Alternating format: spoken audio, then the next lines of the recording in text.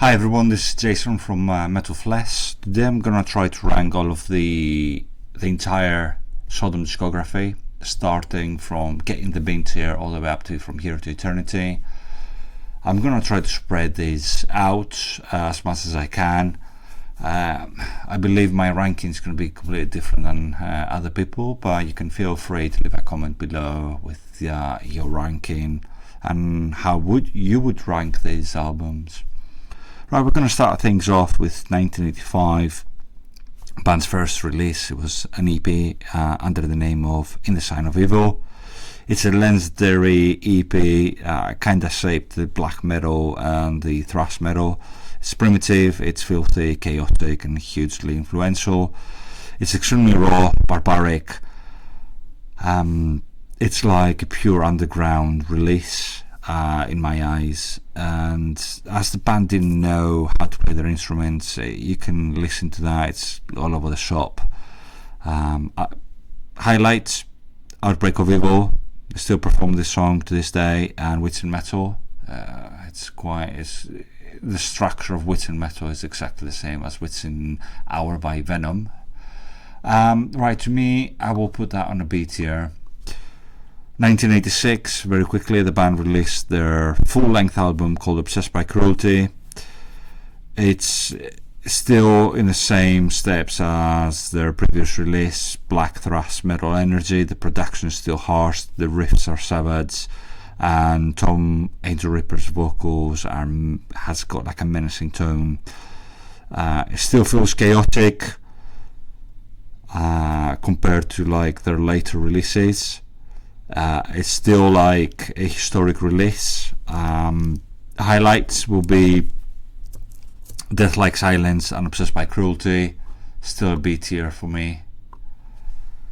Things progressed with Persecution Mania in 1987. Sodom here sharpened their songwriting and they bring in more political and war-themed lyrics. The riffs are tighter and they strike great balance between aggression and structure. Comparing this album to Obsessed by Cruelty, it's moving to a more focused and classic thrash metal identity.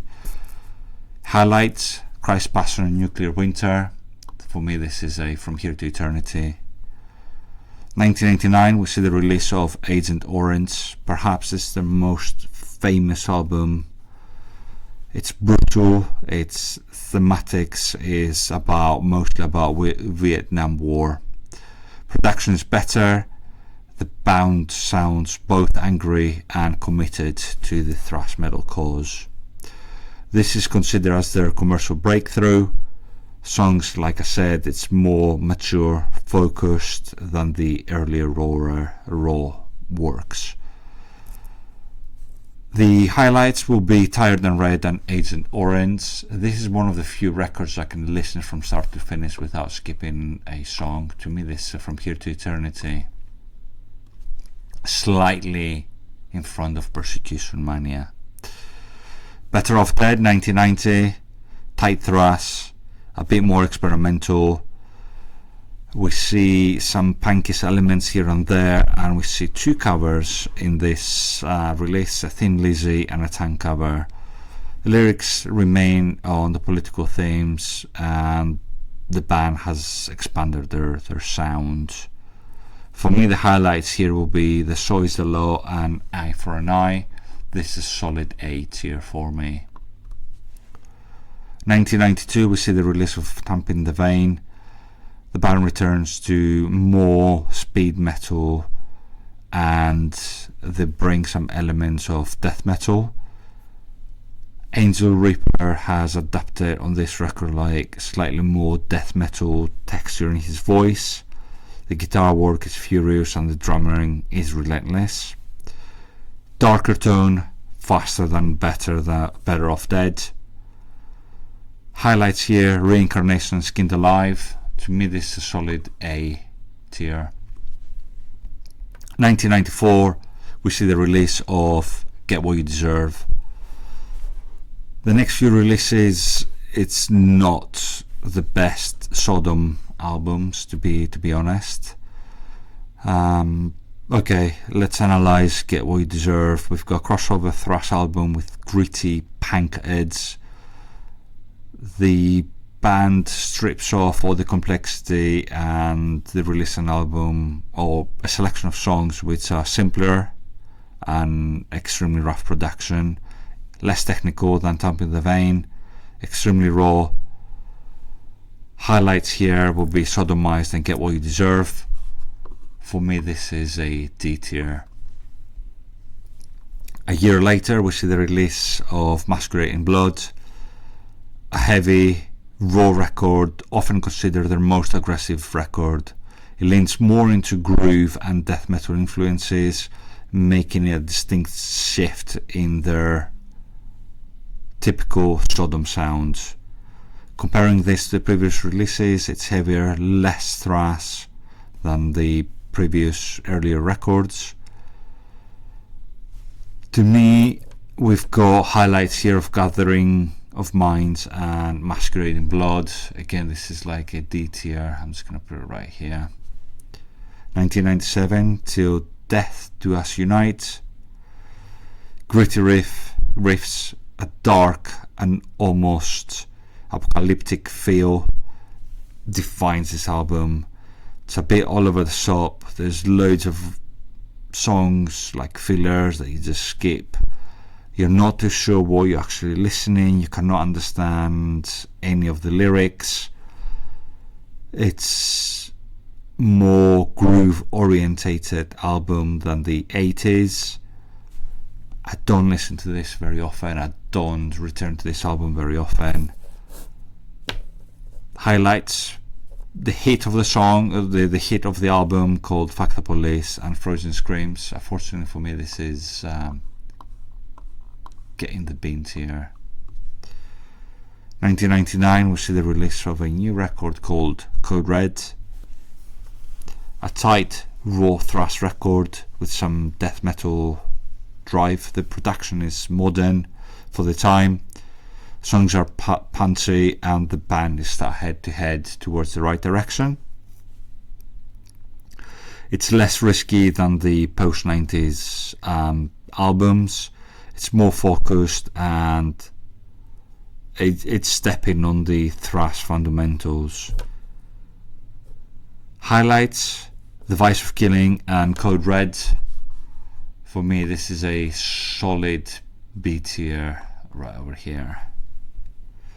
2001, we've got M16. This is arguably the thrashiest and most brutal album Sodom has released. The themes revolve around war, especially Vietnam.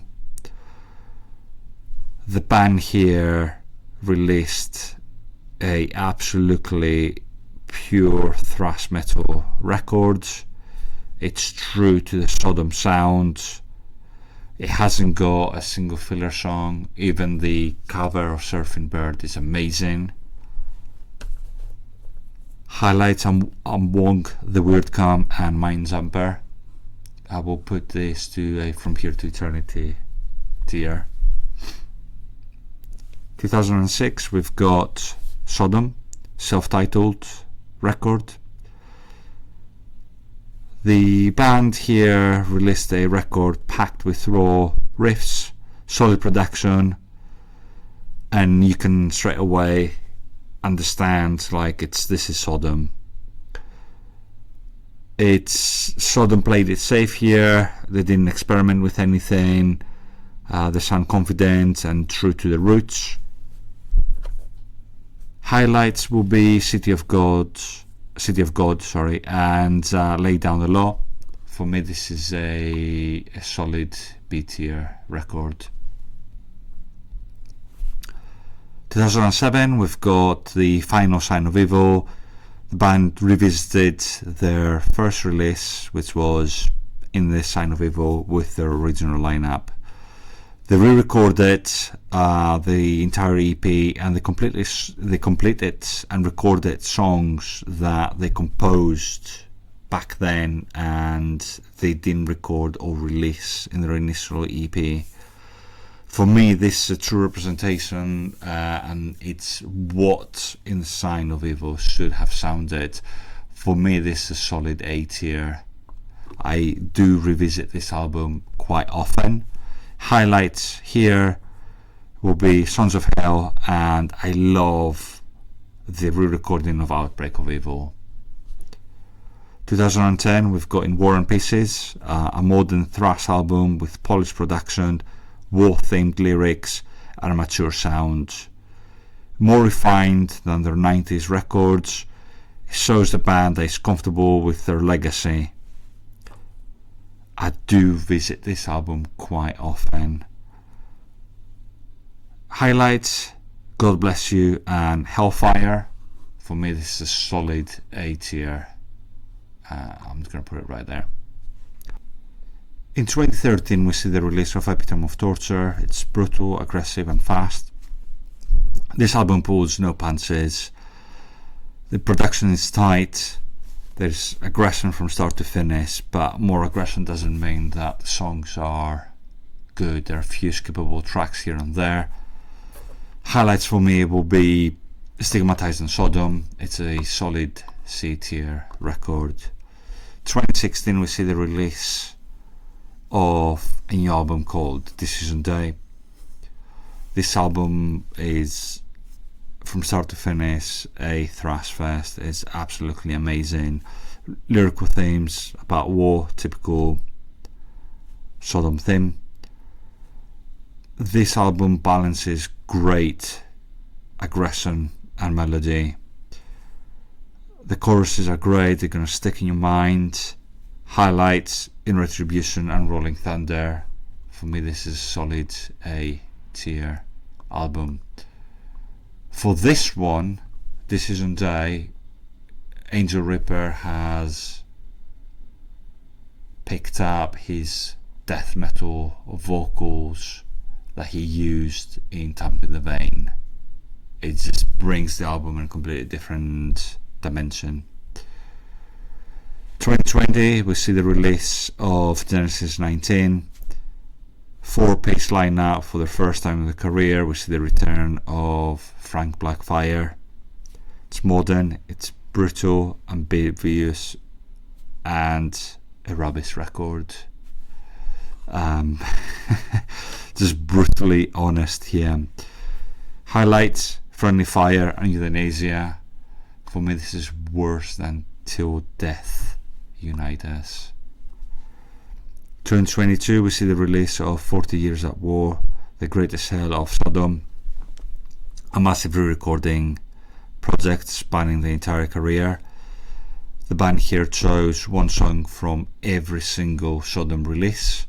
They chose obscure tracks to re-record, and they just performed them with the Sodom sound.